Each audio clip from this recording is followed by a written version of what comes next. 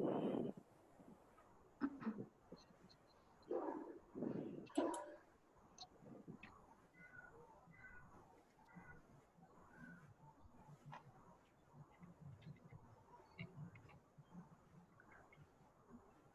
evening, everybody. This is Hitali Firke, Business Development Executive at Epicons and today's webinar coordinator. I welcome all the panelists and participants in this webinar. I request all the panelists and participants to turn off their videos and audios. Today, we all are gathered on this virtual platform to listen Professor Dr. Tanuja Bandevdekar. The subject is Decoding IS 875 Part 3 Wind Loads for Practicing Structural Engineers and Faculties. Without wasting much time, I quickly introduce our webinar convener, Mr. Jayant Kulkarni, who is founder member and managing director at Epicons since inception 1985. He graduated from VJTI Mumbai. Further, he pursued masters in structures in the same college. He has specific interest in various areas of engineering like codal provision, seismic retrofitting, concrete mix design, tall buildings, advanced NDT, and more. More than 8,500 projects are successfully completed under his technical and administrative leadership in multiple avenues of civil engineering like structural design, project management, architectural, NDT, and infra. The company also received many awards under his leadership from the most respected organizations like Centenary Industry Excellence Award from Institute of Engineers. He is involved in as a trustee in social responsibility activities under We Need You Society, a registered charitable trust. We Need You Society also tremendously worked in COVID-19 pandemic. They provided almost 40,000 cook packet to laborers and migrants with Navi Mumbai Municipal Corporation, supplied ration kit in Ghansoli area to 400 families with Atosental and 750 families with Lubrizol. I request Jayan Kulkarni sir to address the audience and introduce Epicon Friends of Concrete. Good evening, everybody. Warm welcome. I welcome you all on behalf of Epicon Friends of Concrete. Next. Today is Teachers' Day, and our humble tribute to the great scholar, educationalist, and former President of India, Dr. Sarvampalli Radhakrishnan. My namaste to him. And today we'll be listening to lot many teachers, and especially Tanuja Bandevdekar. This activity is conducted under umbrella of Epicons Consultant Private Limited. It is ISO 9001-2015 certified company. One of the objectives is imparting technical knowledge to society and interested party. But history goes long back. Our teacher and Lord Guru, A.P. Remedios, we started all this activity with his inspiration in 1999. EFC has conducted many workshops in past, and in this lockdown period, we started series of webinars. We have conducted 17 workshops in 21 years and 11 webinars in last 4 months.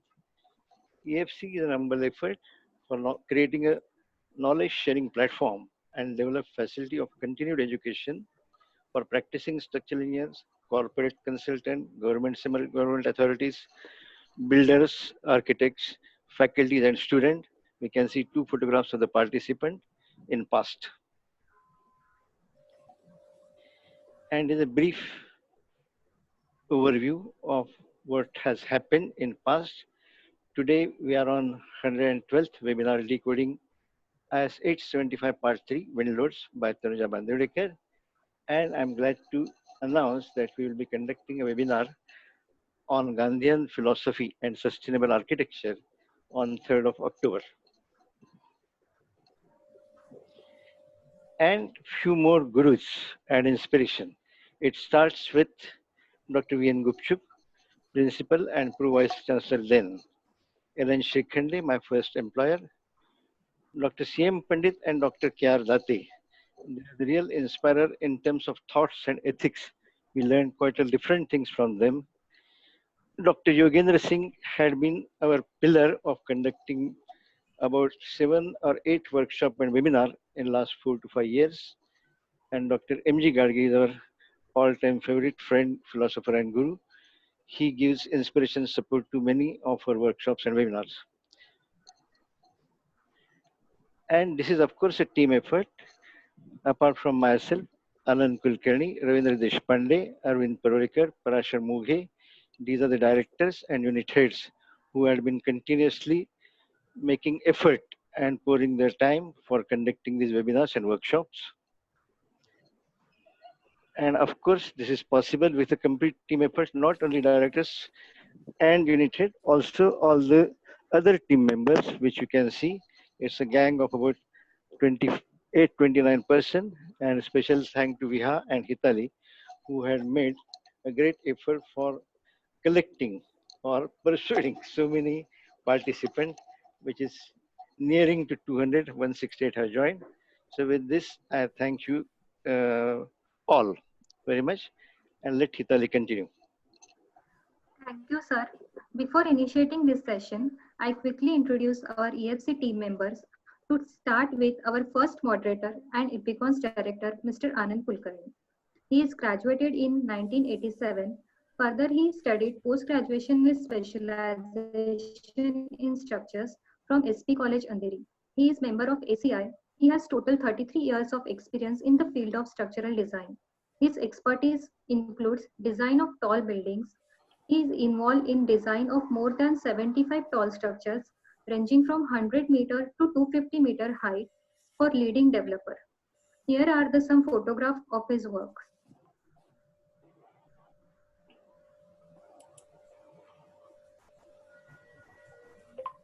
Our second moderator for today's webinar and Epicons director, Mr. Arvind Parwekar.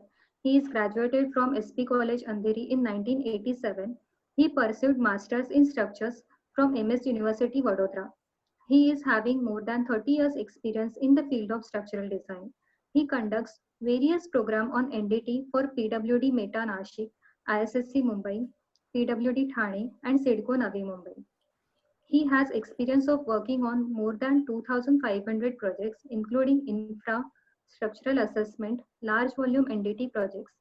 He developed in-house, well-equipped NABL accredited lab with team of 35 engineers and technicians under Epicons.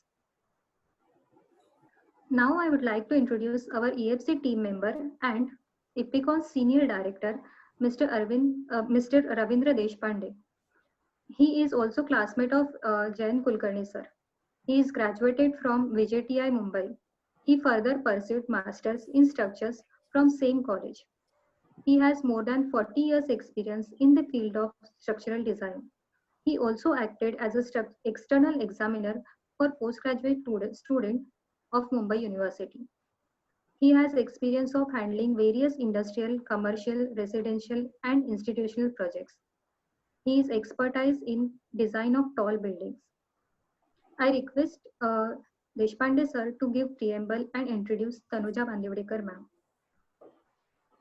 Good evening, everybody. A warm welcome to all. On behalf of Epicons Friends of Concrete, I welcome all the participants and the panelists to this webinar number 112. In our last webinar, we had dealt with issues related to linear and nonlinear seismic analysis. And now in today's webinar, we will be dealing with the other type of predominant lateral forces to which the structures are subjected, that is wind forces. In load combinations, the seismic cases are replaced by wind cases, meaning we don't consider the worst effects of seismic and wind forces simultaneously.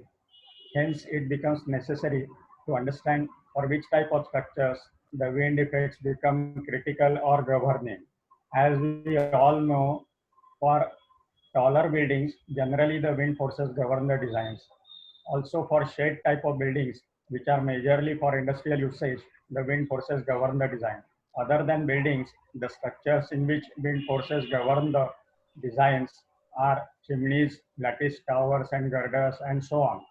In applying codal provisions to calculate the wind pressures and forces and their worst combinations for internal and external pressure conditions, on shade type of buildings or in evaluating the dynamic wind response for along and across wind faces on top building, we come across so many difficulties. The purpose of today's webinar is to address them in two sessions. The speaker today is Dr. Tanuja Bandevdekar, who is working as professor and head of civil engineering department at Mukesh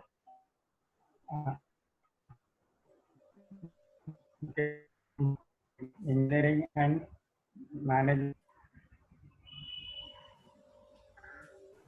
which is run by NMIMC MS.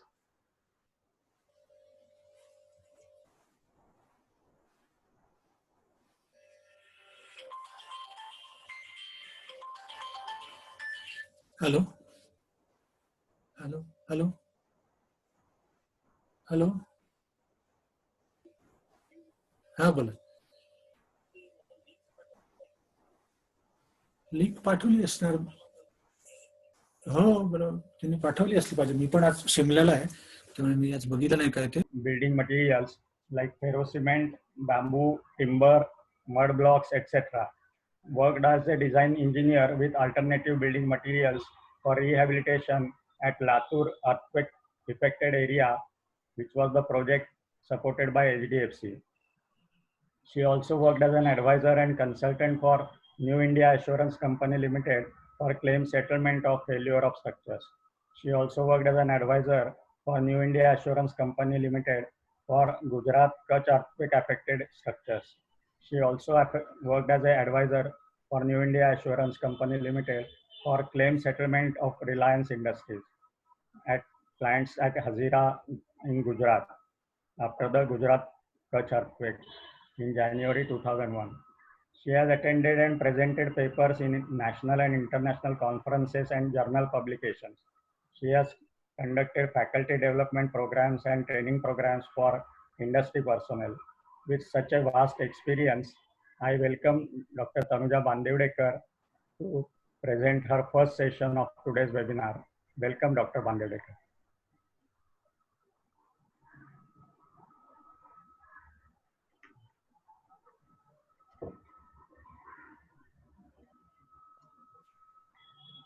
Good evening.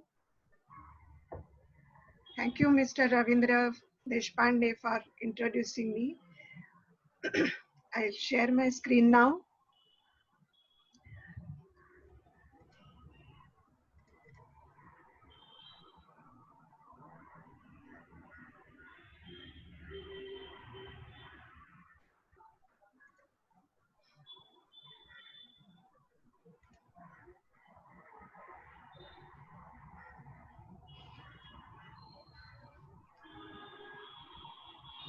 Okay. Before I start this presentation, I would like to thank Epicons Consultants Private Limited for giving me chance to be part of this webinar on decoding of IS 875 Part 3 wind load. I would like to also share with you one news about my institute.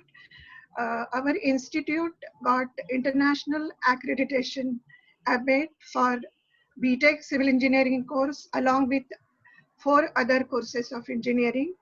And we are among very few institutes in India who are having this international ABET accreditation. So I'm working with Mukesh Patel School of Technology and Management and Engineering as a professor and head of Department of Civil Engineering. So what is wind? Wind is a very random and dynamic phenomena. It is varying with respect to time as well as space, and this is because the turbulence and gustiness present in it. However, when it is averaged over long duration, say few minutes to hour, the mean component of wind can be defined. As you can see here in this figure, the figure A is a diagram showing how the wind velocity is varying with the time, whereas The diagram B shows how the wind velocity is now considered in two parts. One is the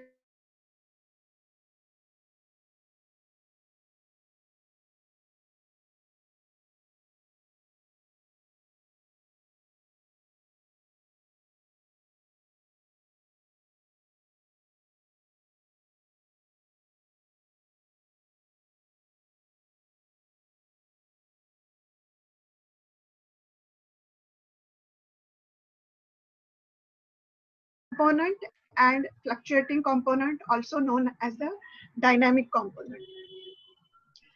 Now, the effect of wind on a structure is threefold. The structure must have sufficient strength to resist the wind-induced forces. The structure must have adequate stiffness to satisfy occupant comfort and serviceability criteria. And the wind may produce a dynamic response of the structure. Now, this third effect is of particular importance because it may amplify the first two effects. Now, in case of tall buildings as well as super tall buildings, to satisfy the strength as well as serviceability is a challenge to an engineer, especially in case of wind forces. The major wind effects that result around wind sensitive buildings are effect on environment.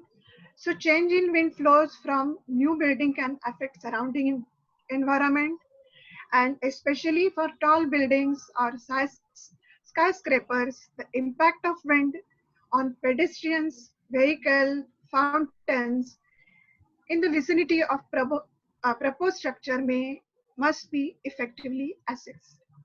Effect on facade. The effect of wind pressure on buildings facade cladding has to be assessed.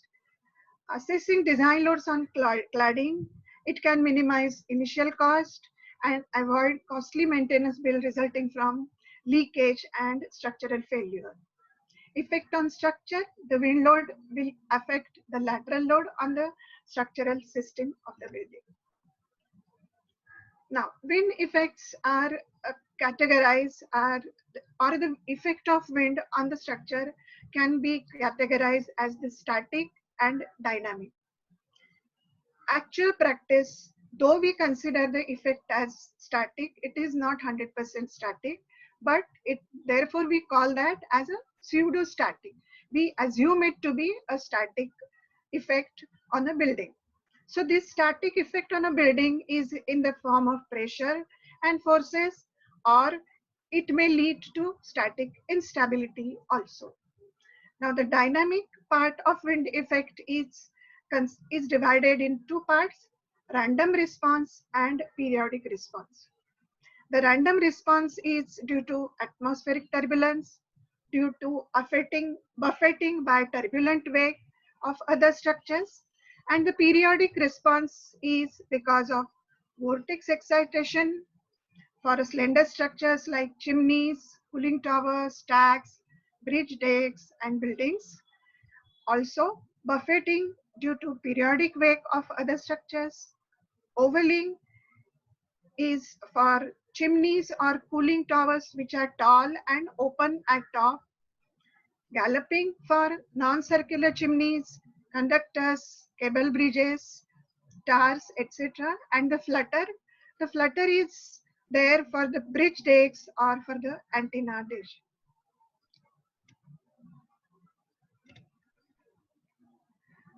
Now, vortex shadings. So what is the vortex shadings? So when the wind blows unsteadily around the building or the surface of a tall building, a pattern of swirling vortices are formed. So you can see here in figure 2 on the right hand side that there are swirling vortices are generated around a oval shaped plan of a building. So as the wind flows past this building, the vortices are shed, and that results in a reduction in wind pressure at regular intervals. Now this changes the pressure at regular intervals, and therefore it results in a lateral force on a building at right angles to the direction of wind.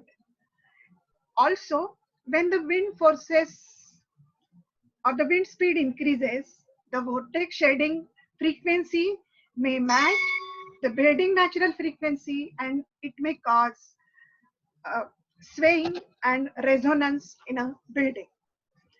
Now you can see in the figure below, the wind direction is, we will be talking about the wind direction, that is the along wind response, then the crosswind response and torsion. But in addition to that, there will be a lift, there will be pitching, there will be yawing and rolling. Now this yawing and rolling is generally not in the case of a building, but the other structure uh, like ships, there may be rolling or there may be yawing. But in case of buildings, yes, there may be lift and there may be pitching also, especially when there is a crosswind effect.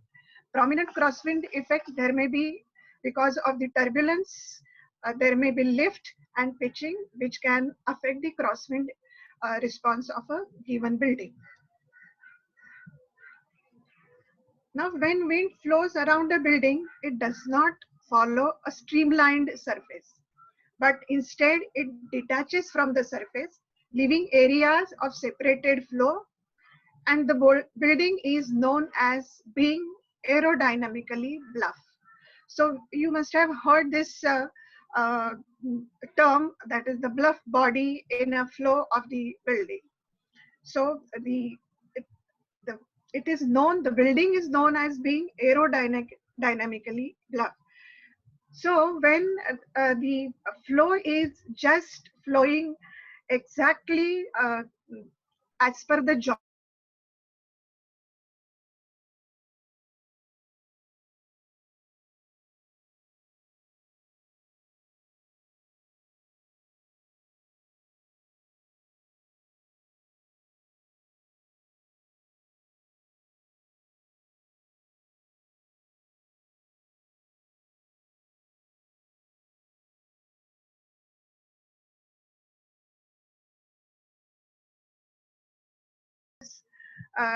the analysis which is done in CFD, and it shows for a very tall building, when the wind is acting on the building, it produces what flow patterns it produces and how it is affecting the behavior of a given building.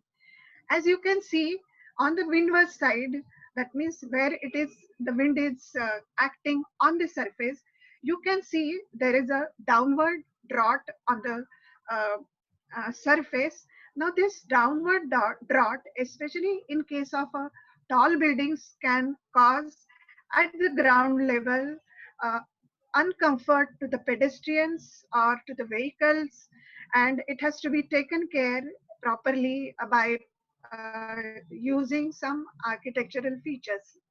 Also, you can see that the point where the surface gets detached is also seen here in the red contours.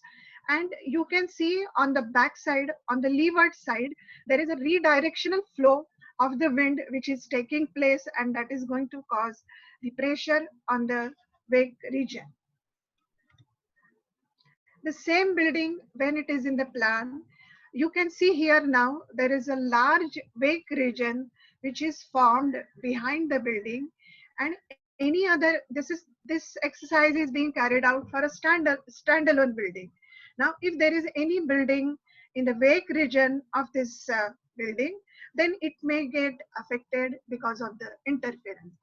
And as you can see here, depending upon the width dimension uh, or the phase on which the wind is getting affected, depending on that, the the separation zone reattachment length will change. So as the direction perpendicular to the direction of wind is large, then the length required for the reattachment of the separated zone will be very large, and the buildings in the vicinity of the this existing building may have the interference effect.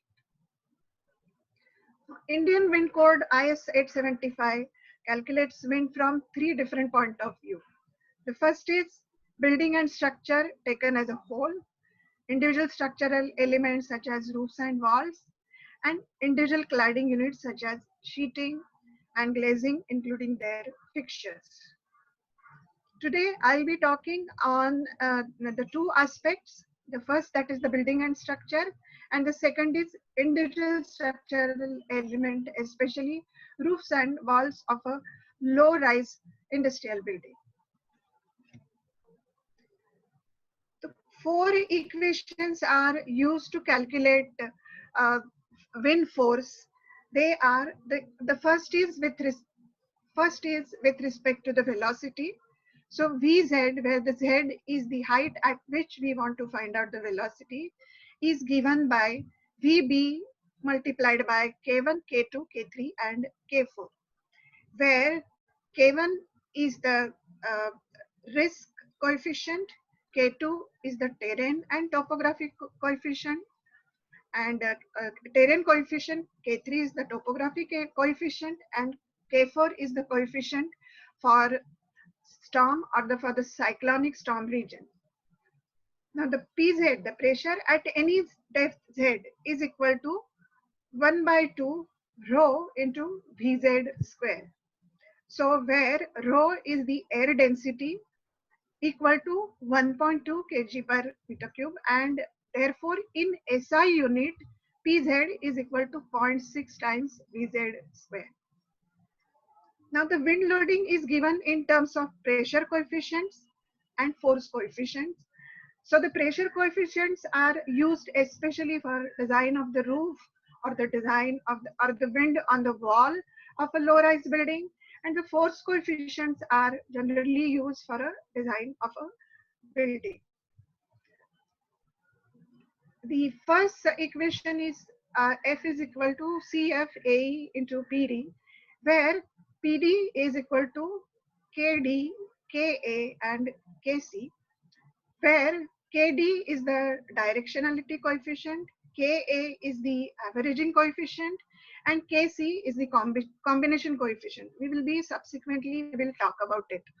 And the next equation is in terms of internal pressure coefficient and external coefficient multiplied by PD. So let's talk about the first coefficient, K1.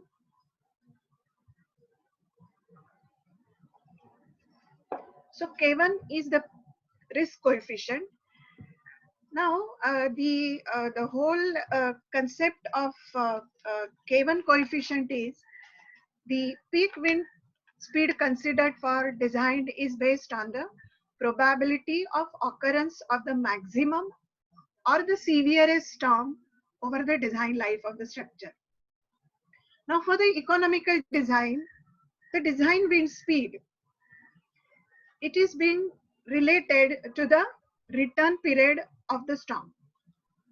Now with VB, that is the basic wind speed, it is defined for 50 years return period, considering the generally acceptable value of probability of exceedance and the risk level coefficient of 0.63 for design speed over the life of a structure. So this is known as a risk level PN in n consecutive years. And it is considered that over a life of a structure, there will be at least one large storm or the severe storm may happen. The corresponding value of risk coefficient K1 for n equal to 50 years will be 1. Now, all the calculations for the given table are done considering the design life equal to 50 and the return period for 50 years. Now, using the coefficient, now using the equation given here in the ICE code, you can calculate K1 for the given design life. That means if you want to have a design life of 75 years, you can easily calculate K1 from the given equation. Only thing, this given equation is used considering the N as the probable design life of a structure in years, and Pn is the risk level in N consecutive years. That is the design life of a structure. Probably that the design wind speed is exceeded at least once in a N successive years, and the nominal value is considered as 0.66. This is called as the risk level. And using this value of Pn as 0.63, N as the probable design life of a structure in years, you can then calculate K1 if you are using the return period as 50 years. Now you, as a designer, if required, use of higher value of N for K1 also can be considered to reduce risk level of important structure. Now, if you want to use the return period of 100 years, say 100 years, now then the PN coefficient will change, and it can be calculated using the equation 1 over T is equal to 1 minus into bracket 1 minus R raised to 1 by N, where T is the return period, N is the design life, so and R is the risk level. So if you want to change the return period, then you have to use this equation to calculate the value of K1. But if you are using the return period of 50 years, then you can use the given equation in the Indian Standard Code.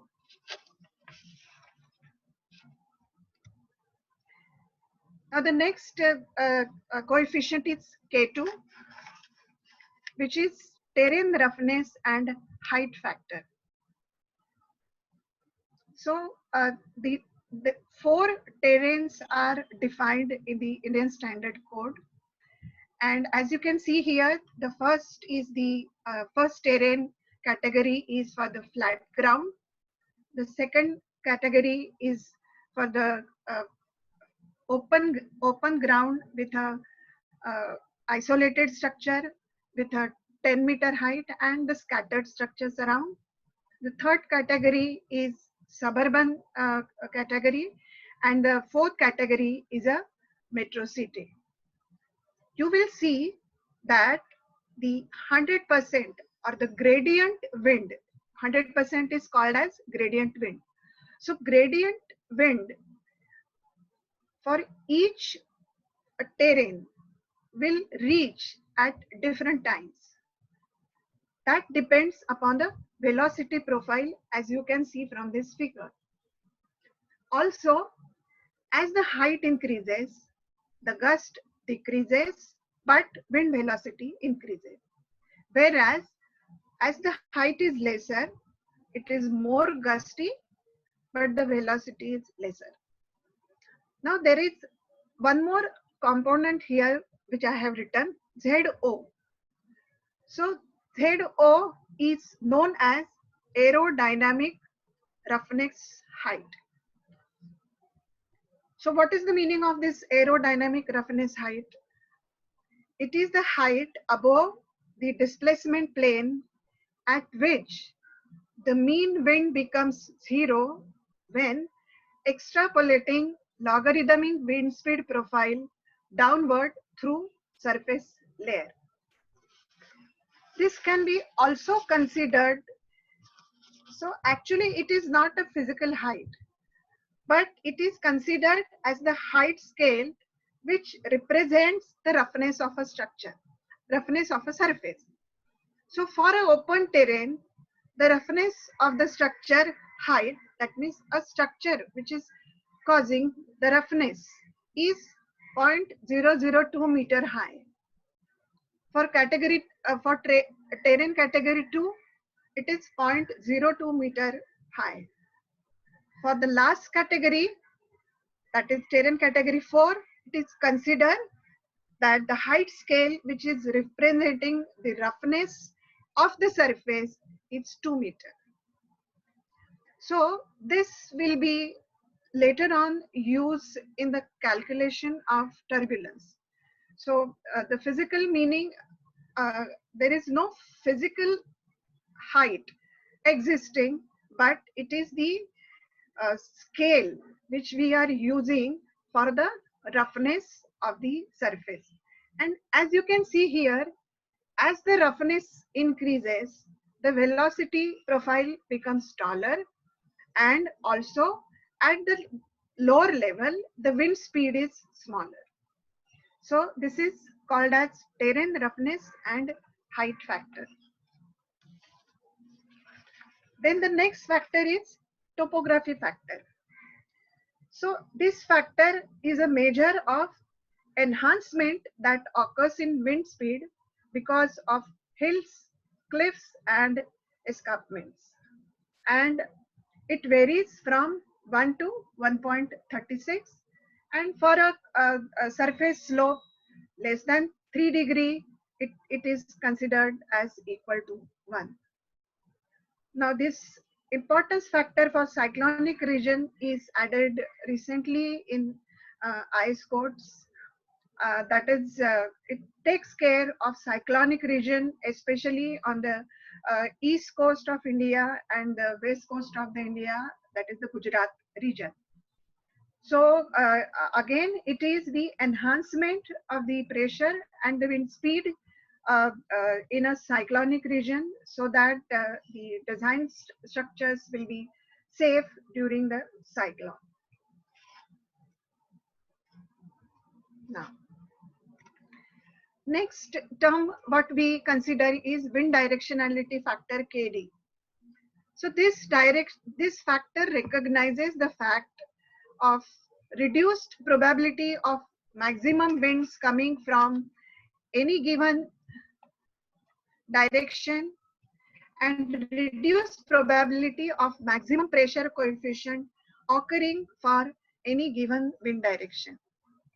So because wind can be in any direction at any point of time, so to take care of this wind directionality, this factor is considered.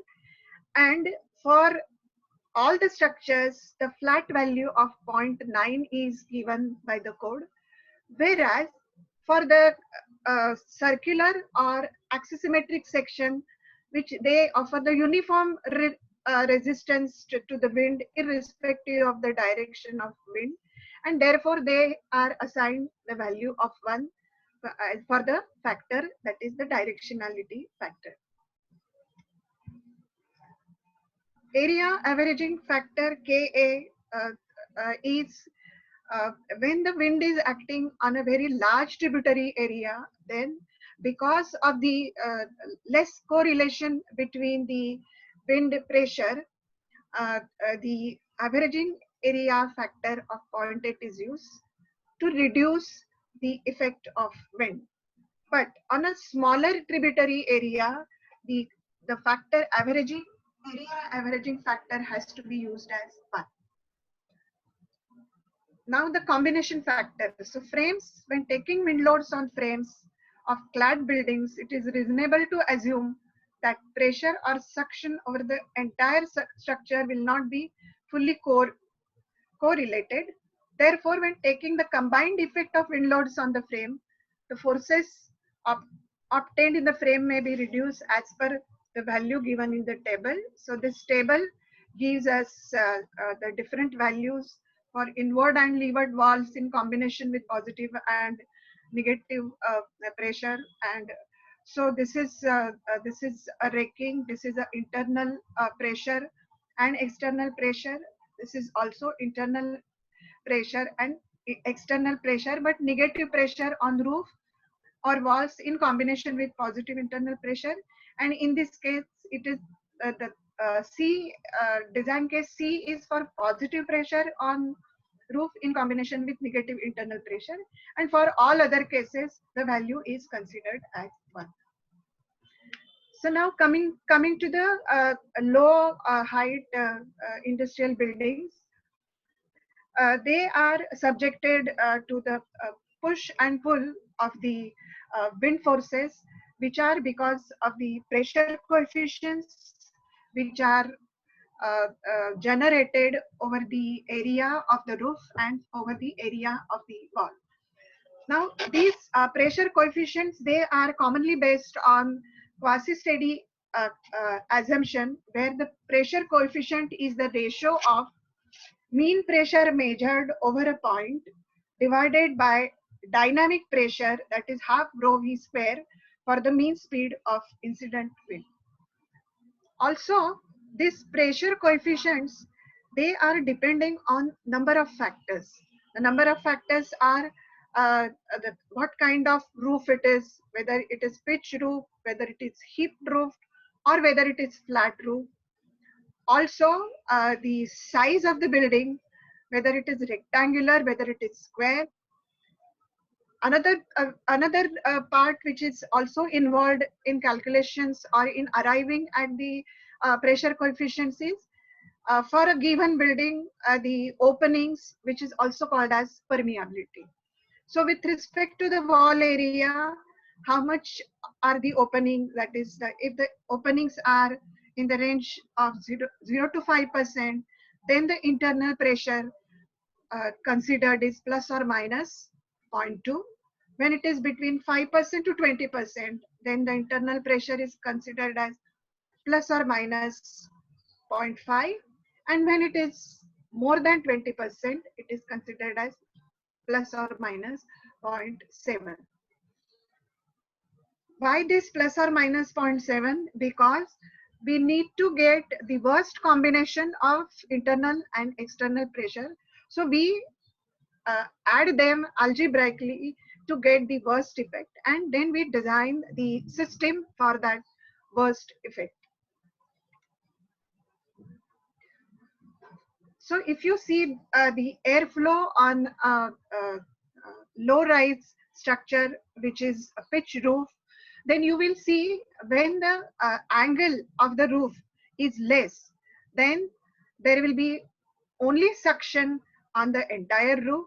But if the angle of the roof is steeper, then on the windward side there will be positive pressure, and on the leeward side there will be negative pressure. Also, you can see here on the left hand side figure that on the roof, because of the separation zone, there are small eddies forms. Now these eddies formation on the separation of the roof is in the form of a conical eddies. That means the small eddies at the junction and the larger eddies as you go away from the junction. Now this give rise to the localized very high suction values in case of the roof pressure. This can be seen also in the diagram which is on the right hand corner. You can see there a separation bubble, and this separation bubble give rise to the suction in the region which is very close to the separation between the roof and the wall, and fluctuating reattachment point of this separation bubble will give rise to high suction in this region. So gable-ended roof always gets a high uplift, whereas hip roofs get lower uplift, and pyramid roof gets lowest uplift. So if depending upon the use and the area where the structure is situated, if you want to use it economically, you can think of whether to use pitch roof or to use hip roof or to pyramid roof. This is the excerpt from the Indian Standard Code only.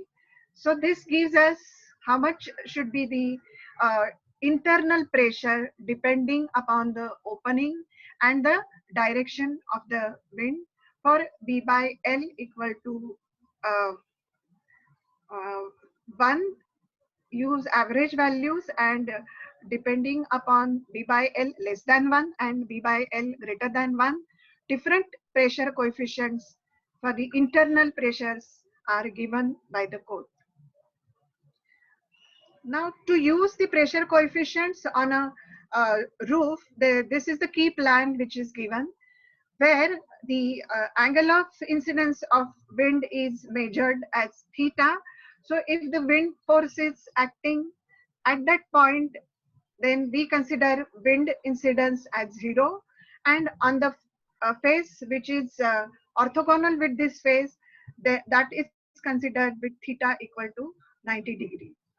Then the pressure zones are separated as EG and FH. So when we are considering the wind on the gable end, then we have to consider it as EF and GH. And when we are considering wind at 0 degree, then on the windward side it will be E, and on the leeward side it will be G.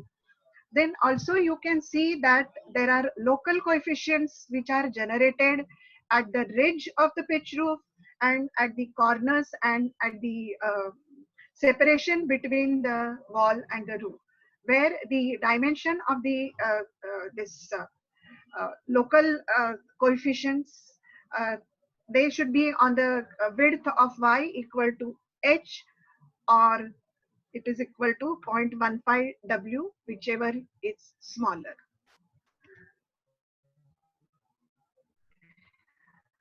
So if you refer to this external coefficient for pitch roofs, you can see here if h by W is 1 by 2, that means the height of building is smaller as compared to the width of the building, and the roof angle is up to 30 degree. EF and GH both are having suction for 0 degree angle of incidence, but for wind angle 90 degree, for entire roof it will be under suction only. And as the height and h by W changes, the suction to compression value with respect to roof angle changes for different roof angle for case A, case B, and case C. So quickly let us consider one small example where the height is 3.5 meter, width is 10 meter, which is excluding overhangs, length is 18 meter, roof angle 5 degree, opening on sides with 10% of wall area, and external surface of walls is smooth and the ground is flat, that is terrain category 1. The structure is class A and wind zone with wind zone 3 with a basic wind speed of 47 meter per second. So design wind speed is calculated considering K1, K2 and K3. This speed is for velocity at 10 because the height of the structure is 10 meter. So design pressure at 10 meter height is then worked out. And since the opening is less than 20% and more than 5%, the value of internal pressure coefficient is used as plus or minus 0.5. So the dimension will, the sign will depend on the direction of flow of air relative to the side of opening. And the external coefficients on roof are given as per the table. So for a given problem, so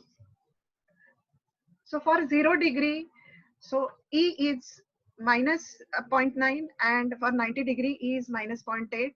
So E and F is on the windward side when angle is 0 degree, and G and H is on the leeward side when angle is 0 degree incidence, and both are having suction since the angle of pitch roof is very small.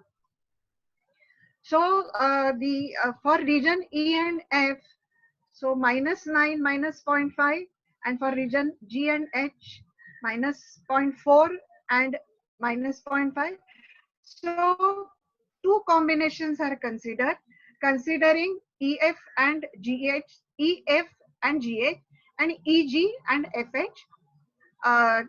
and plus 0.5 and minus 0.5. The value of coefficients are worked out for a given region.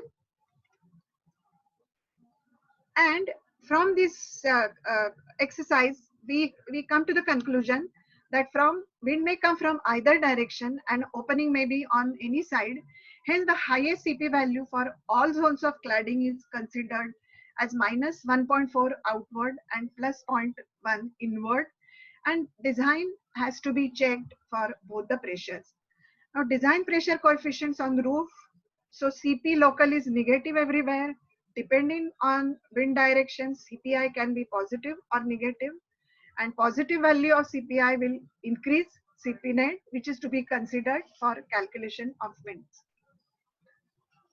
So computation of frictional drag also will be calculated, and this frictional drag on roof and wall is calculated separately, and then this frictional drag on various structural component has to be distributed such that the first 1/3 windward portion, that is 6 meter, will be able to resist half of frictional drag along with other loads, and rest 2/3 on the leeward portion of 12 meter should be able to resist other half frictional drag on the roof as well as walls separately.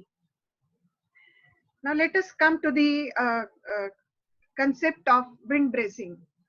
Now this wind bracing will take care of the drag force on the walls, and the wind bracings help to transfer the drag forces on the adjacent on the wall panels, and also they are transferring the gable wind force to the foundation through the wind bracing. So these bracings are provided at roof level and also at wall level. So they are wall bracings and they are roof bracings. S denote strut and RB denotes roof bracings. Now these are designed considering tension only in the member. So the members are not supposed to be designed to take care of compression. So only depending upon the direction of wind, either of the one cross member will be acting to transfer the force, which is going to give rise to the tension. So on the gable end, depending upon the area of the gable end, half the height from the eaves is transferred to the top wind bracing level, and the bottom is transferred to the wall bracing and to the walls to transfer the force to the bottom of the footing or to the footing. So the gable wind is taken care by providing the wind bracings at roof level. They can be provided at the top or they can be provided at the bottom of the truss also, depending upon the requirement of the given building. So as you can see from this diagram, the wind bracings are provided on the two end base of the building, and also they are provided along the length of the building also to take care of transferring the force from one gable end to the other gable end. So roof bracing designed, they transfer wind loads to end walls, and end walls act as a shear walls resisting this wind force. So the traditional model for wind truss analysis is shown here. So the shear wall reaction is transferred. So this is in plan, and the rafters are forming the part of bracing system, and only the tension members for reverse wind direction, so that there will be only tension in the cross members, and the strut or the rafters will act as a strut to transfer the forces from one bracing frame to the end of the bracing frame on the other end of the gable end. Then for the wind coefficient CF, for calculation for the wind on the wall, also you can use this graph which is given on in IS code, which depends on the plan dimension B by A and H by A. So this completes the first part of the industrial buildings. So Ruekar sir. Yeah, I'm there. And we will take the questions for this session first, then before moving to tall buildings. And that will be because that is a totally separate topic as such. So some 9-10 questions are there. So we can those are those questions which are related to the industrial part or low-rise structures will take. Okay. Before taking that, I would like to ask Madam the first some basic things, that is some clarity related to the return period and design life, because they are confusing terms to many, because when you say return period and when you say design life, whether suppose there is a 50 years design life, is it necessary that return period has to be also 50 years, or it can be different, or it has to be same as design life? What is the actual meaning of both the things? So Okay. can you please explain that? Then it will be better. Once again, I will explain.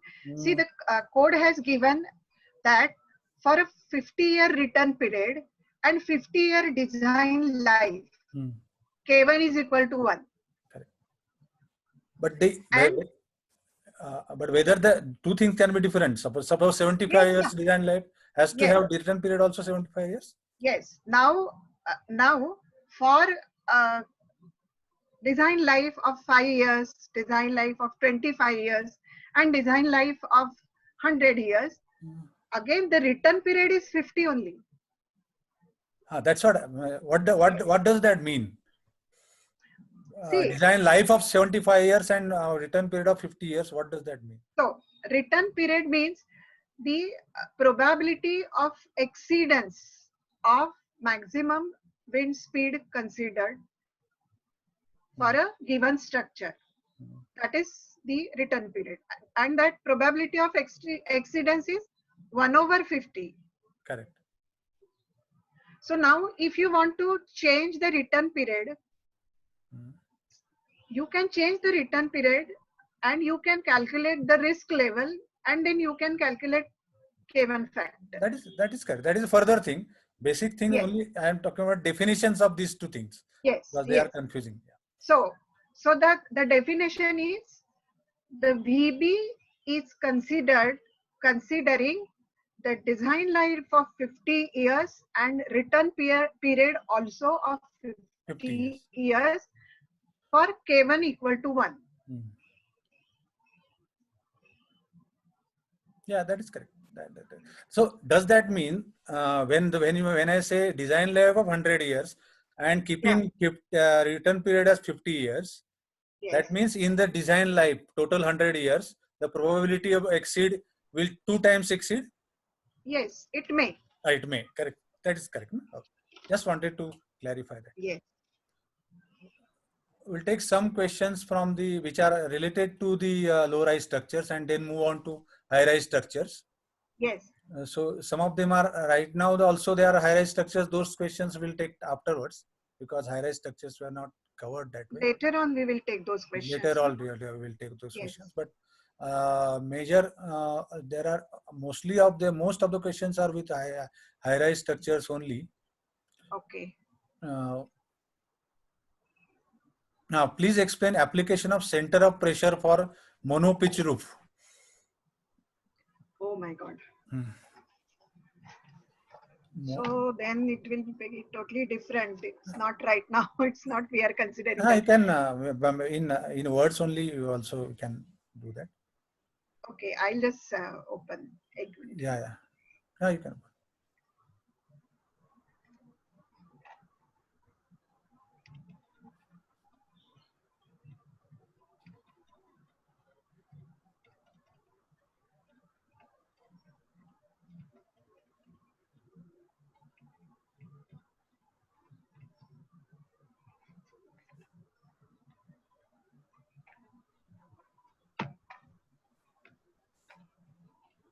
Just a minute, huh?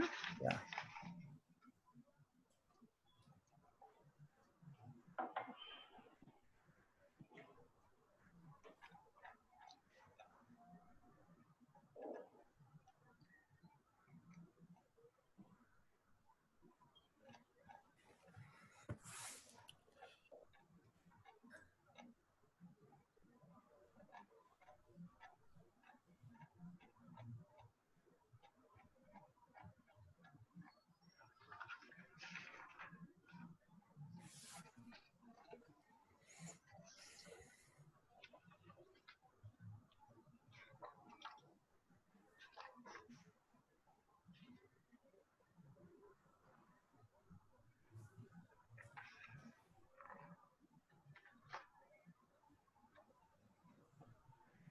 I think Arulekar, what the questionnaire wants to say is not center of pressure, but it is coefficient of pressure.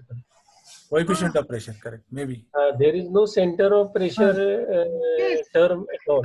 Yeah, It correct. is only coefficient. I was trying to search only that. Okay, that. Correct. Maybe he wanted to ask the coefficient of pressure for monopitch roof. Yeah, that CP, perhaps he CP might be coefficient, thinking the okay. center of pressure, but it is coefficient of pressure, Correct. CP or CPI, CPO. Correct, correct. So So it is given clearly here, no? Yeah, correct. The diagrams are self-explanatory. Diagrams are self-explanatory actually. Yes. We can take the next questions. How to consider internal pressure in RCC multi-story building? This is not related to high rise. No, it is not related. Correct. So this is not related. So it is there is nothing like an internal pressure in multi-story RCC building. No. So that is that we can explain at the time of high-rise structures. Then one more question is, kindly explain application of center of wind pressure for with respect to module mounting structures.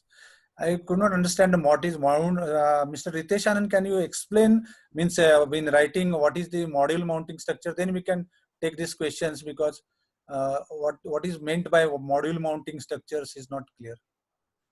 Again, that is center of wind pressure only he is talking about.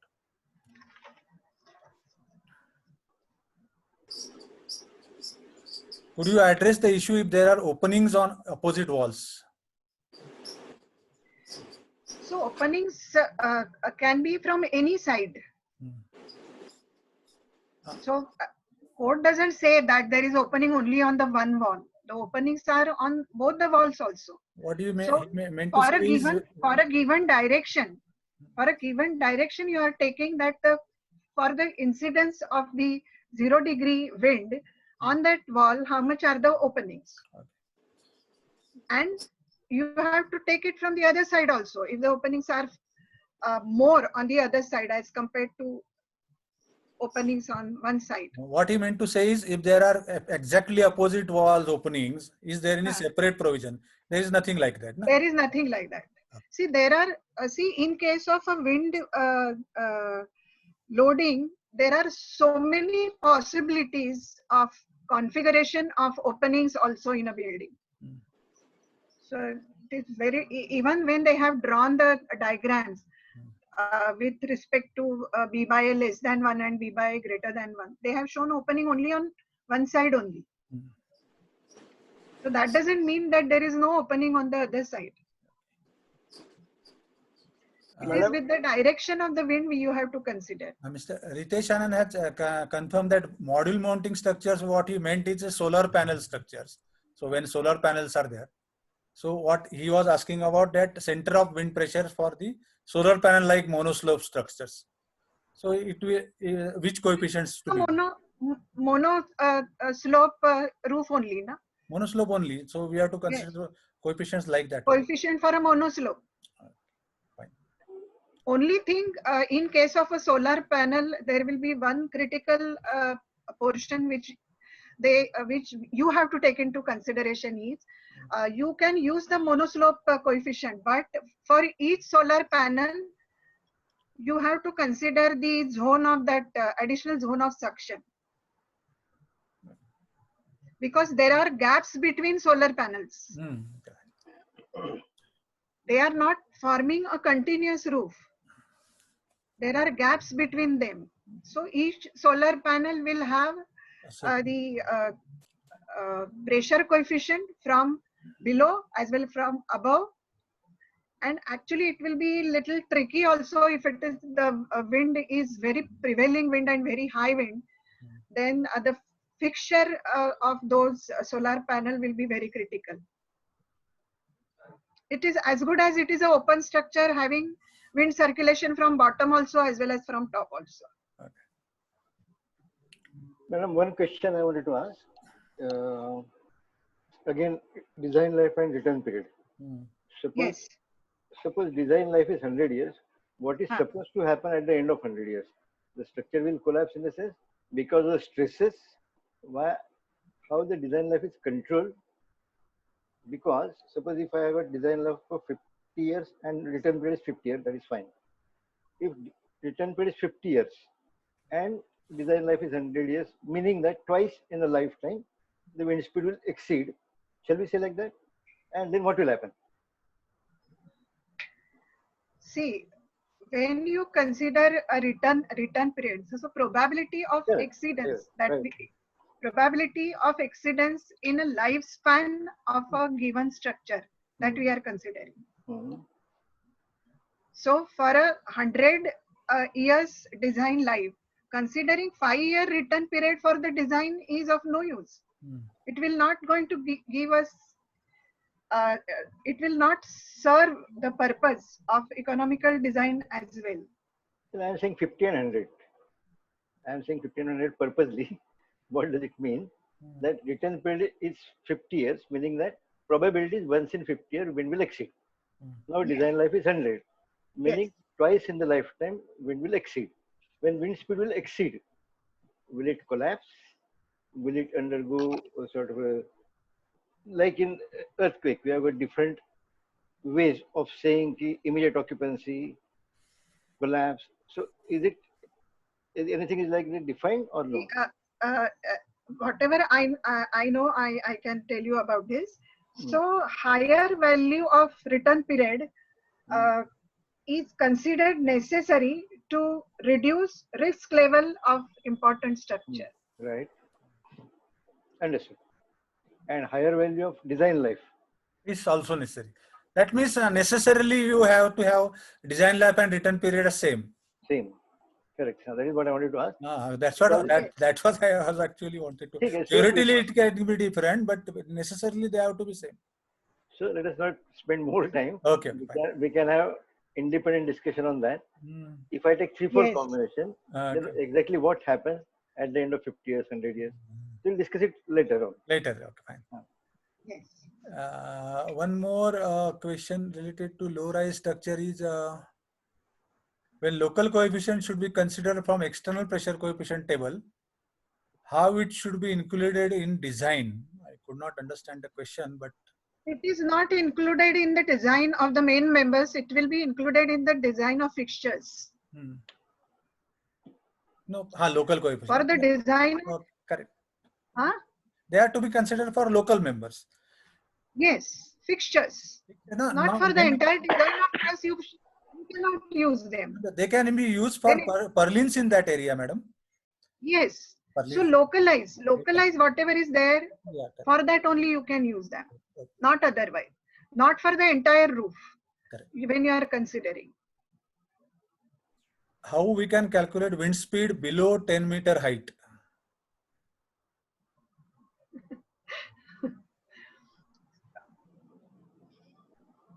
It will be as good as 0. Okay.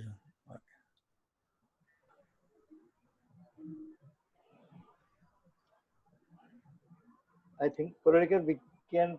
See, actually, that can be the wind velocity can be calculated below 10 meter, considering either the power law or the logarithmic law. You can use any one of it to find out the value of pressure below or the wind velocity below 10 meter. For all practical purposes, we take the same as 10 meter, correct? Yes. For all practical purposes, we consider it as same 10 meter. How to All the consider? coefficients derived are considering the at 10-meter level. Correct. Considering Even if the structure coefficient is less than 10-meter height, for all practical purposes, we take it as 10 meter. same at 10-meter level, whatever is the velocity, whatever is the pressure, that we have to consider. Correct. I think equal time is required for tall building. Yeah. We can. I think. Request, I will have to rush now. Yeah. and I'll request all the participants to stay for a longer time because the lecture is going on a very interesting mode. So please spare more time. I think there are many questions, so we can take it afterwards. And, because we. I think I should rush for it because. Right. So we'll take, if time permits, further questions we'll take after the tall building session. Yes. So Or you can mail me those questions. No, I will. those are anyway to be mailed. That will do. But Yes. further questions we'll take after that. So Do you need break for 5 minutes, or we will continue with the We second will session? continue. so please continue, madam. Yeah, thank you.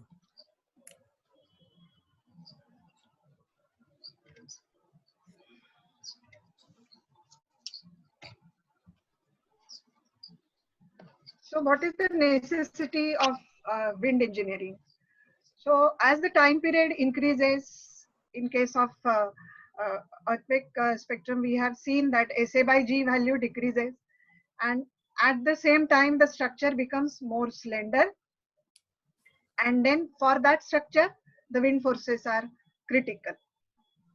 So generally the wind load is governed for tall buildings, and wind overturning moment will typically increase as height cube, but the seismic elastic base moment is unlikely to increase at more than h raised to 1.25. That means with a smaller increase in height of a building, the overturning moment will drastically increase in case of a tall building. Everybody is aware these are the standard graph figures that a structure is dynamically sensitive or flexible if the natural frequency of the structure is less than 1 hertz.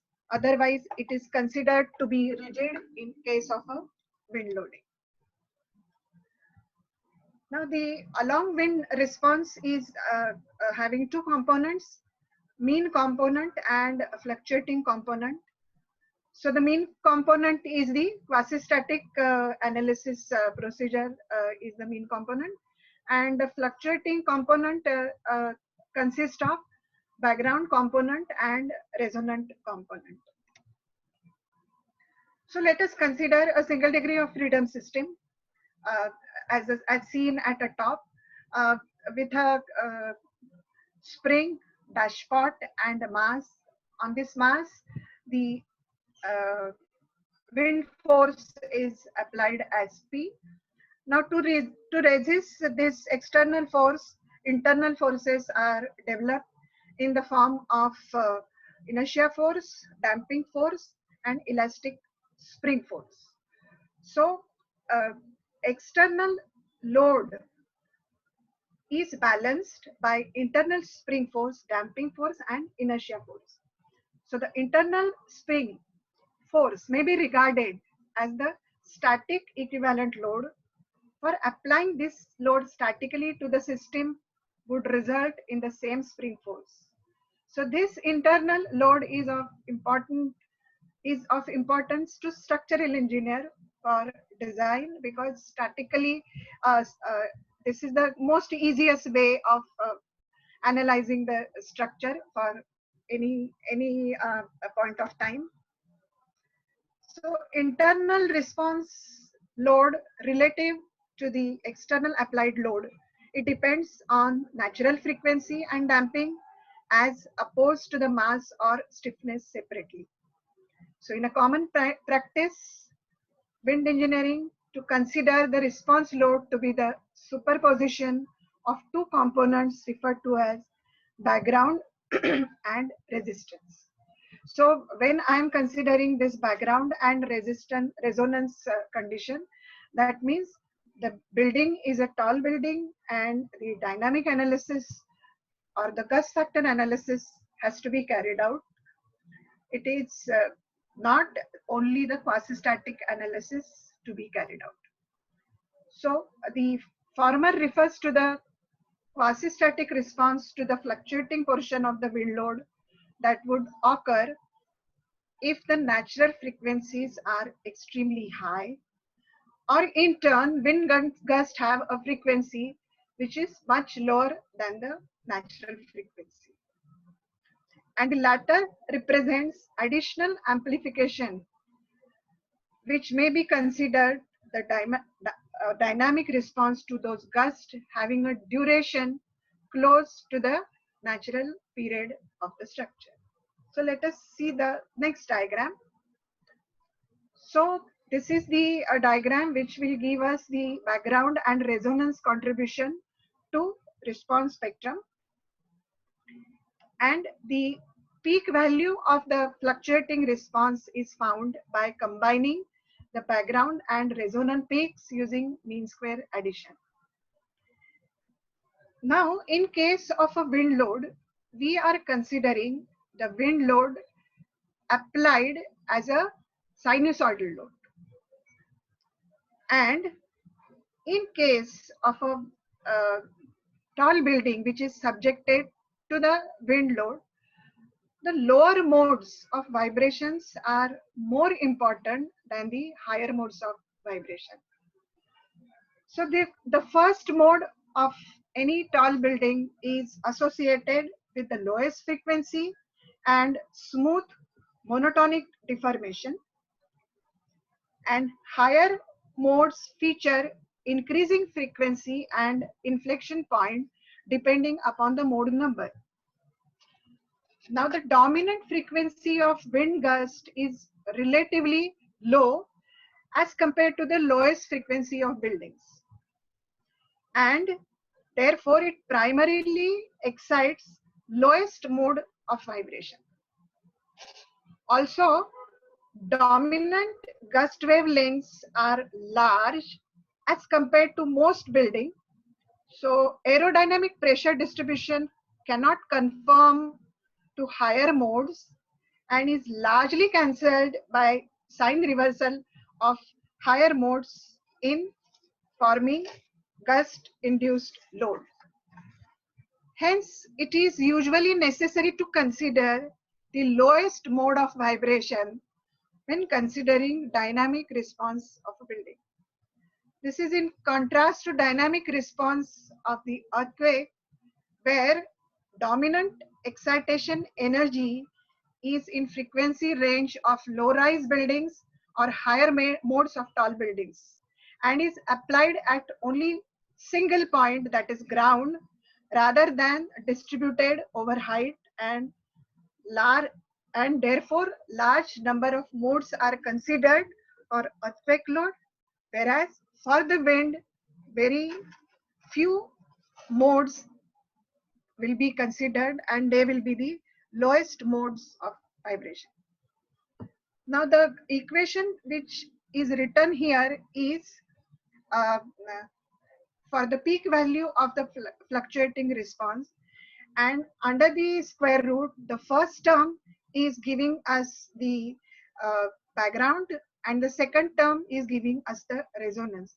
This is very close to what we had the equation in our previous code for the gust factor. So the first term was for the background and the second term was for the resonant response. And for the resonant response, the G1 equal to the equation given. This equation is developed by Davenport, and this forms the basis of all the gust factor equations which are derived later on. So this is the aerodynamic load spectra measured in wind tunnel for along wind and crosswind response, and the below diagram is showing the vortex shading frequency and how the crosswind response is considered as F equal to FO sine 2 pi Fs, where Fs is the vortex shading frequency, which again depends upon the Strouhal number. Now, effect of damping ratio on peak load. So the central solid line is for the mean component. Then next to that is the background component, and the other are for different value of damping ranging from 0.01, 0.02 and 0.04. And as you can see here, the crosswind response is seen at 90 degree and 270 degree, which is very large as compared to the mean response or the background response. That means the along wind response and the crosswind response, the damping is the key factor to control the crosswind response for a tall building. Now, there are three different types of effects on a structure for wind load. They are static, dynamic and aerodynamic. So when the structure deflects much in response to wind loads, then last two effects are to be considered, and aeroelastic forces are substantial only if the structure is too slender, like H by B is greater than 10, or too tall above 500 meter, or too light and tapered with steel as medium of construction. So crosswind vibrations are more than along wind vibration for structure with height above 100 meter. So these three sketches are giving us some idea how for the tall buildings, when the wind flow is acting on the front face of the building, and how it separates and how it forms the wake region and the separation zone and high velocity down draught, and which can cause the discomfort to the occupants. This can be seen in the top two diagrams, that the downward draft with a high velocity at base, they may cause problem at the arcade level and around the corner of the buildings. Also, on the leeward side, there will be zone of recirculation flow which is getting formed, and on the leeward side there will be a wake zone formation. One more diagram is shown here, where the horseshoe vortex system and mean separation lines are being seen here, and the leeward side, the suction on the leeward side also can be seen in a diagram. Now, to control this downward draught, you can add the features like you can add the cantilever projections just above the base level. This will definitely reduce the effect of downdraft at the ground level. So different type of wind forces. So different kind of mechanisms in the building architecture has to be used to take care of wind loads at different levels of a tall buildings. That means for downward draught, you have to provide some fixtures, or for the separation zone at corners, you have to provide local wind breaks, then provide canopies or sealed arcades so that there is the wind discomfort because of the formation of particular zones will not affect the performance of the building and its use. So this is again a diagram which shows us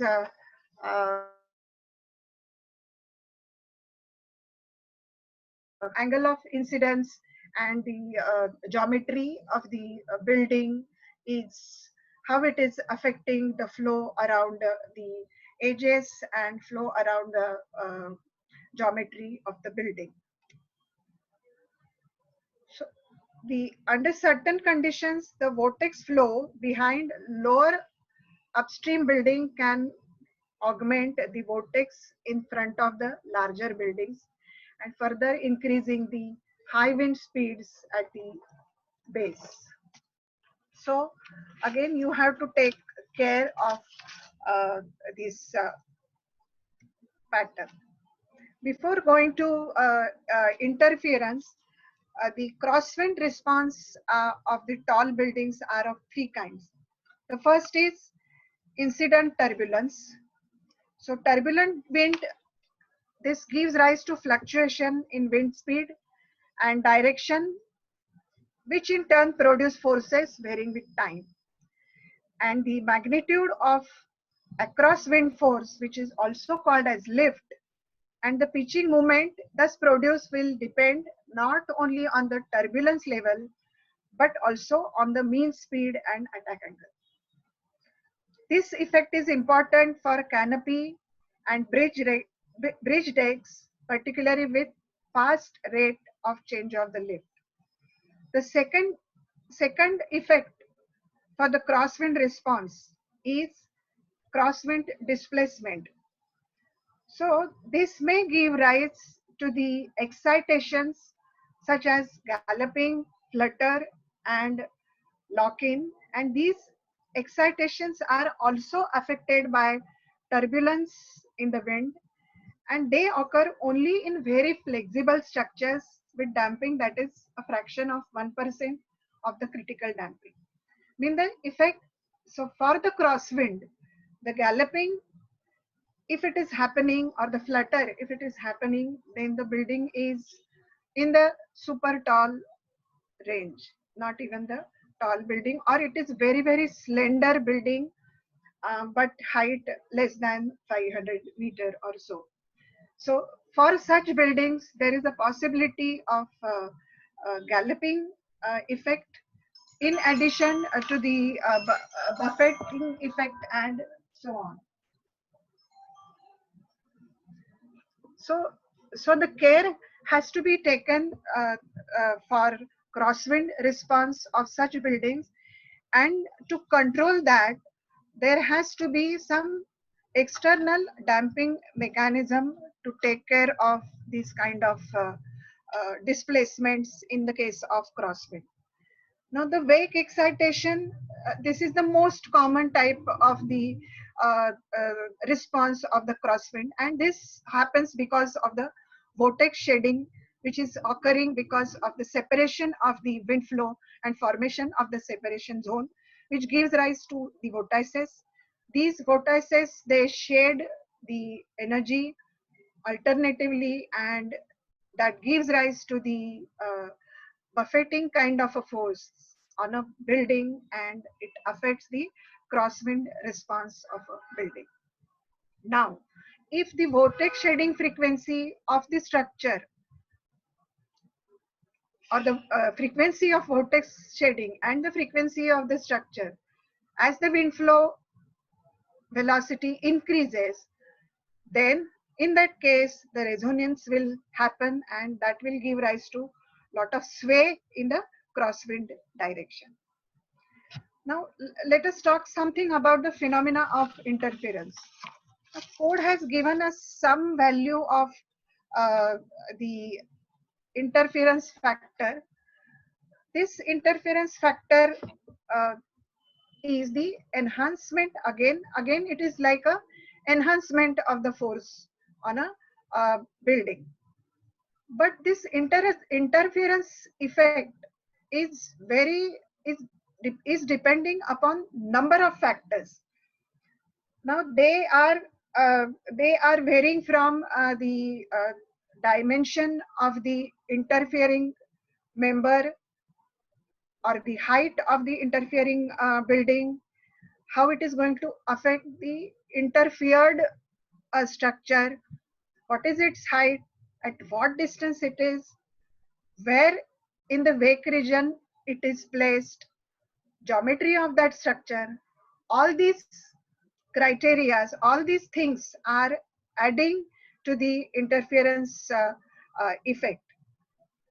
Many a times for a building which is interfered because of the building which is newly constructed building, there may be shielding effect also, but that shielding effect may give rise to the less mean speed, but it may give rise to the crosswind response, which cannot be predicted very easily manually. So therefore, for such case, then you will have to carry the CFD analysis, or you will have to carry the wind tunnel analysis, and to take the advantage of that analysis for your design. So to account for the effect of interference, a wind interference factor has been introduced as a multiplying factor to be applied to the design wind pressure. So interference effects can be more significant for tall buildings, since they can vary considerably based on building geometry and location. And the given values of I interference factor are a kind of median values, and they are meant only for preliminary design estimates. This is the underlining point, that they are to be considered only for preliminary design estimate. The designer is advised that for assigning values of Is, particularly for tall buildings, specialist lecture or wind tunnel analysis to be carried out.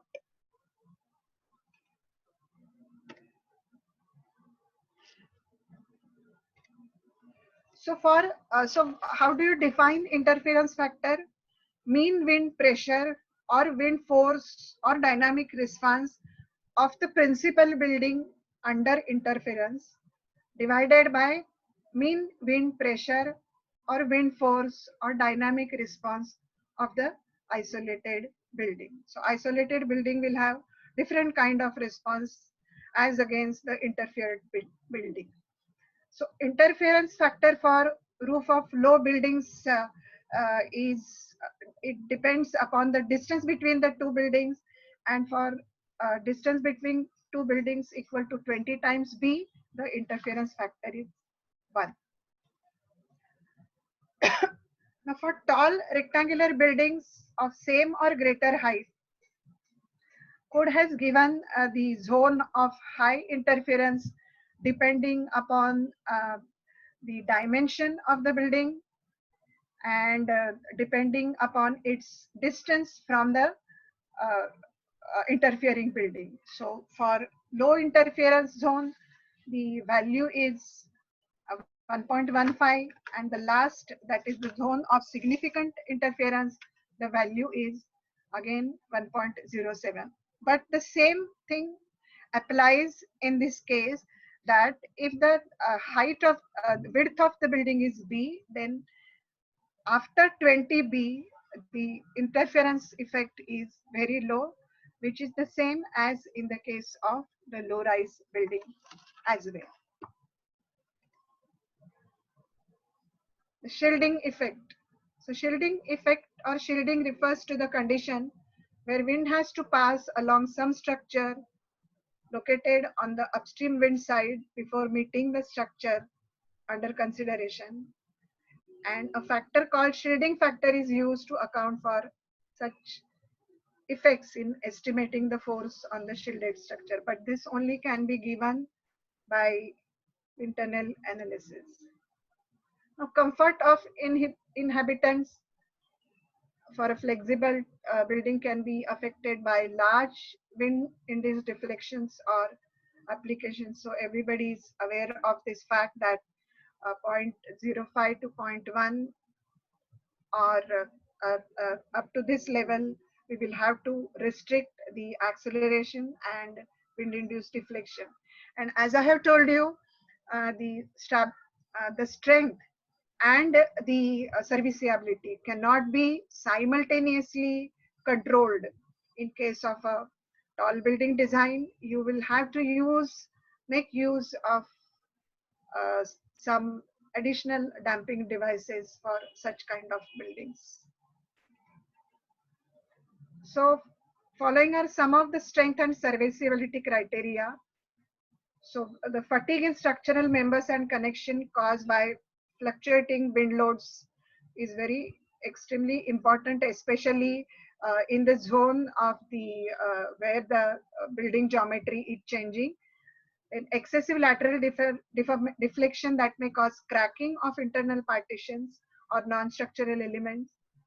Frequency and amplitude of sway that can cause discomfort to occupants.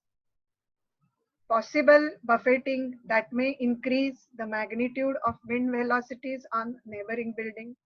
So what is the meaning of buffeting? Buffeting is it's the continuous strong assault of the wind on a surface.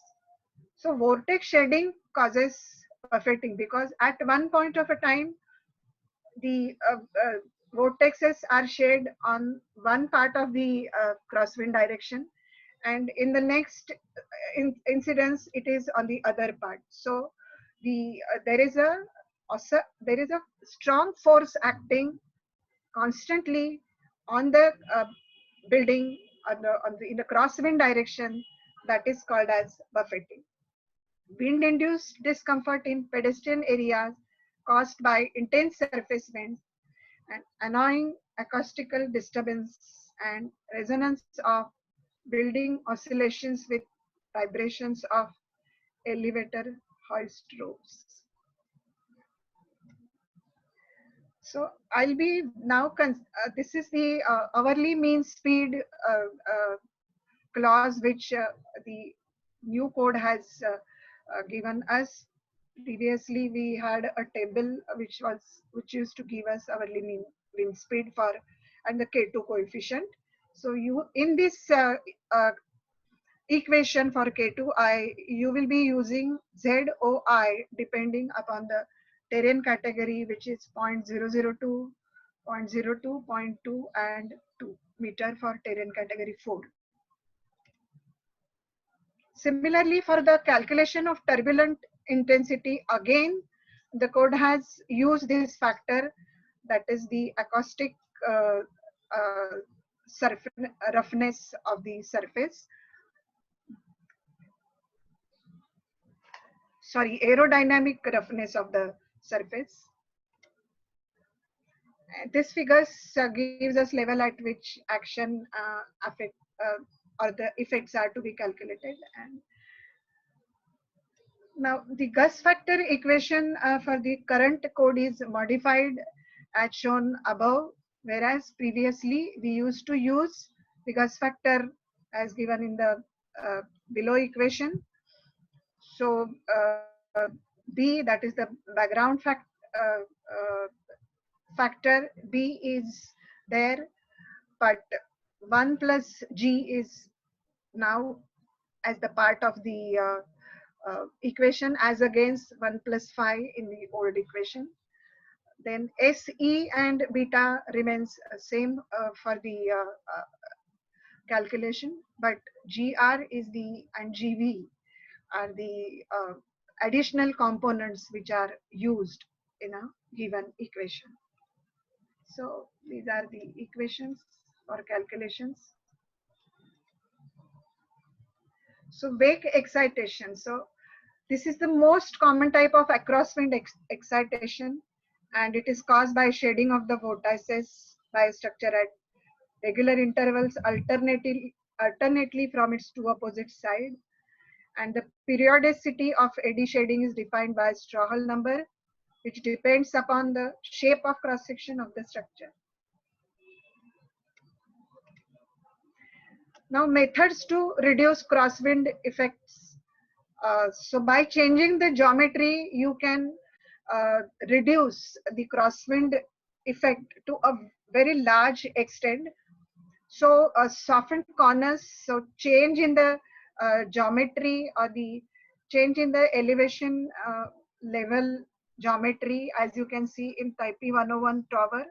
So they are having the break, horizontal break at different height that confuses, so-called confuses the wind, and the formation of vortices on the crosswind then are comparatively of the smaller frequency, and the crosswind response therefore can be reduced. So softened corners, so that the separation of wind will not take place, and the joint and the connecting point for the wind flow, length of the reconnecting point for the wind flow will be less.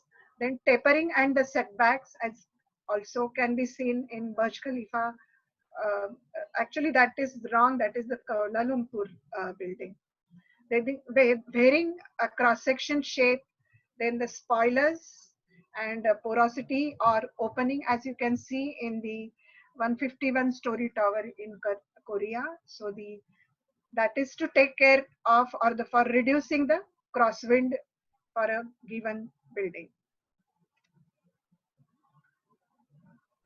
Then the corner slots for the wind to bleed, and so just by providing the corner slots, the base moment because of the crosswind is reduced to almost 60%. So you will have to take care of the geometry of the building along with the measures to be taken for reducing the crosswind response. So I'll be quickly talking about two case studies. One for the 38 floors building of 129 meter and 87 floors of 302 meter. Only the calculation for this is the work of my MTech student, and this work is carried out before the new code. So I'll be just presenting the values of this calculation, not using the new code but using the old code only. So this is the typical floor layout for tower A, giving all the dimensions and the member sizes also. And this is the typical podium layout for a given building. These are the column schedules for a given building. And the tower details are the maximum length in x directions in 23.15, y direction 15.5, 38 floors, floor height 3.05, 4.2 meters floor height for podiums, floor height at ground level 4.35, total height of structure 129, foundation raft, general live load 0.2, and masonry is brick. So the analysis is done in ETABS nonlinear version. So the mode, these are the mode shapes of the building. Then wind forces are first considering just a quasi-static analysis. They are worked out, static forces. Then along wind load on a structure are worked out along with the gust factor method. So the direction and the basic wind speed is 44 meter per second. K1 is 1, K3 is 1, and LH 1625, all these factors are then calculated. Then the modal time period is 3.92 and 4.01, and the natural frequency is 0.26 and 0.25, almost same in both directions.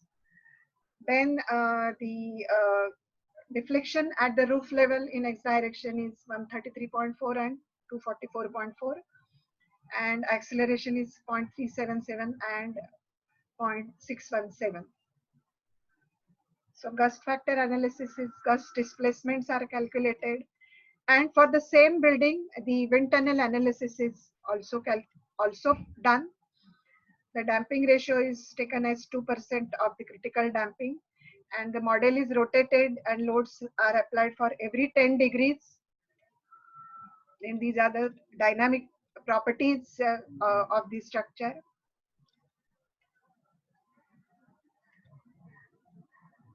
And there are 24 load combinations which are being given from the analysis of wind tunnel.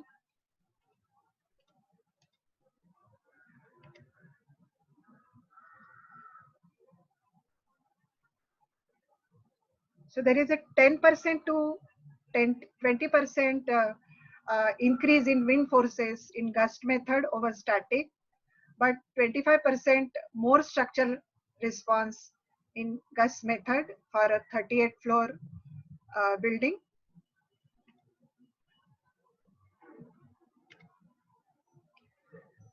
The maximum displacement calculated using the gust method and using the tunnel method, there is not too much of a difference. There is a difference, yes, 133 and 147 and 244 and 266.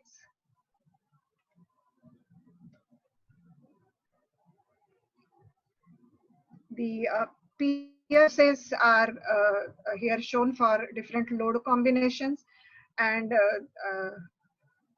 the moment in meter is given. So large variation is observed in movement from gust to tunnel. Then the next tower is with 87 floors. This is the layout at the podium. This is the first mode with 8.68 seconds as a period. Maximum length is 60 in X direction and 25 in Y direction. And this is the mode. These are the modal properties and static wind forces, static wind displacement. Then the force coefficient calculated is 1.25 in X direction and 1.4 in other Y direction. Deflection at roof level is 117 and 614 in X direction and Y direction, and acceleration is 0.12 and 0.358. So again, wind tunnel analysis is also calculated for the same. So I will just go through that.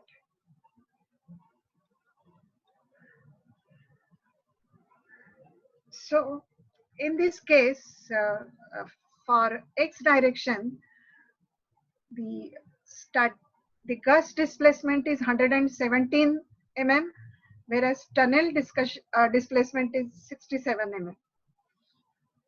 Then in case of Y direction, it is 614 and 999. So there is a large difference in the displacement in the Y direction for given building. Similarly, story shear by gust method is less as compared to story shear by tunnel method. So the forces are also large.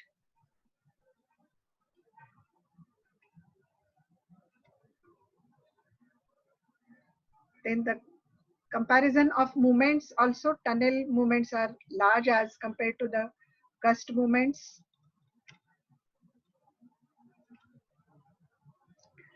Now these same buildings are then analyzed using computational fluid dynamics, that is the CF dynamic, computational fluid dynamics. This is a tool which can be used sitting at your office to analyze the structure.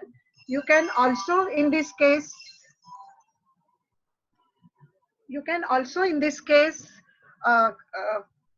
understand how the wind flow is taking place and how it is affecting the buildings in its surrounding.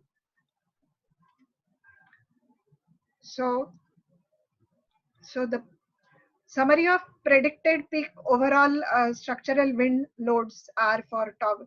Similarly, for tower A and tower B, the entire geometry is considered in the CFD also, and along with the building itself. And you can see here that the value of forces for tower A and tower B are as given in the wind tunnel model, and then using CFD the same are calculated. So this table gives the results of tower A. So wind tunnel is giving FX force as 3.69 into 10 raised to 6, and CFD is also giving the in the same order 3.78 into 10 raised to 6. So the variation in movement is of the order of 16.15% and 13.4%, whereas variation in FX and FY forces 2.35% and 9.56%, so hardly a difference. So in CFD also you can consider different wind attack angles, rotate the structure at different angles and calculate the worst effect for the given building. So for tower B, the similar exercise is carried out, and it is seen that the variation in CFD analysis and wind tunnel analysis is for MX movement it is 6.98, MY 2.9, and for MZ it is 17.1%. But for FX and FY forces, the forces are almost in the same range as the forces found out by wind tunnel analysis. So I have shown this with the intention that wind tunnel analysis, when we carry out the wind tunnel analysis for any project, it takes time to get the wind tunnel result. So now to do the preliminary design, we can take the help of this CFD analysis and work out the forces and movements and displacements also for a given structure, and then accordingly decide the member sizes for the preliminary design. So we don't have, because the wind tunnel results may or may not increase the forces. They may be on the higher sides, they may be on the lower side also. So if it is on the higher side, then you will have to take care of those higher forces in your structural system.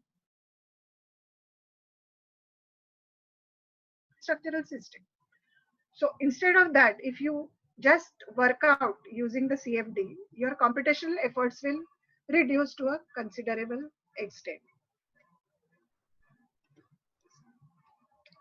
So thank you. I have one video. Can I show the video of? Yeah, sure.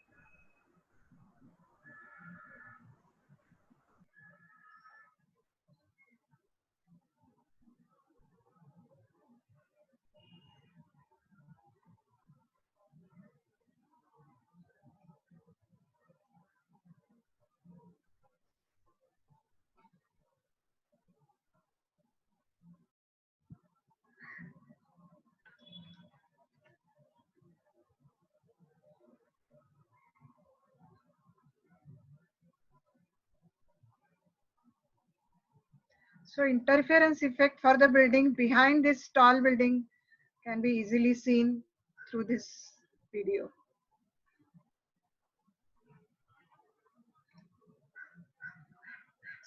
So I'll stop at this point now.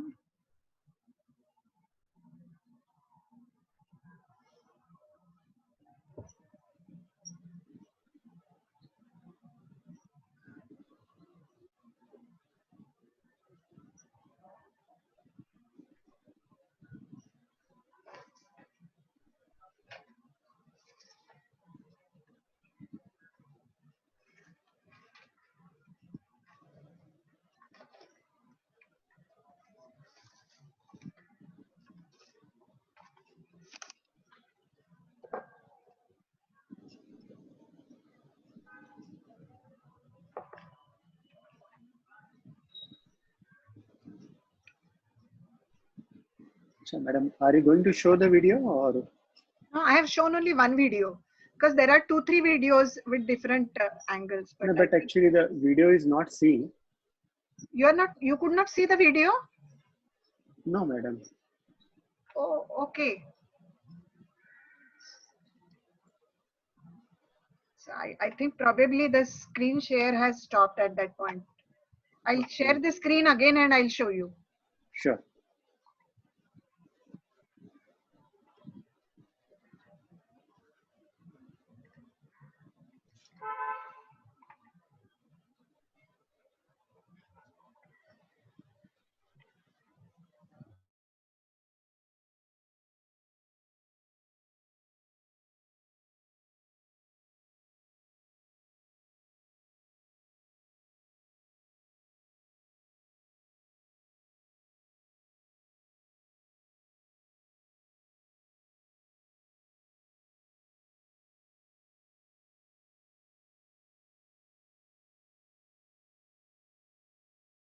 So only